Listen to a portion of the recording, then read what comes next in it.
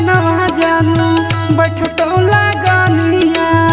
टूटतो पारनवा तपी लाई दी हो पानिया तले नस में जहरिया के सुई आगे जानू देखी हो तो धुइया लहर पानी भरई तो कुइया में जानू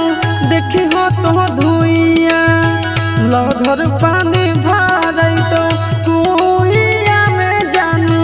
देखी हो तो धुइया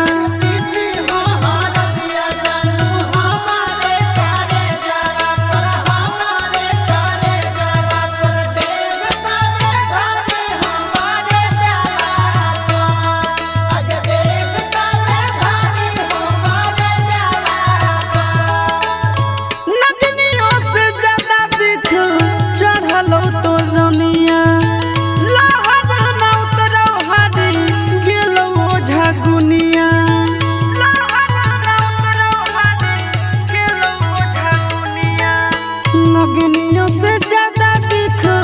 चढ़ल तो रनिया लहर न उतरल हरी गेलो झगुनिया कि मरल धरल रहबो हम भुइया में जानू देखी हो तो धुइया लहर पानी भरई तो कुइया में जानू देखी हो तो धुइया लहर पानी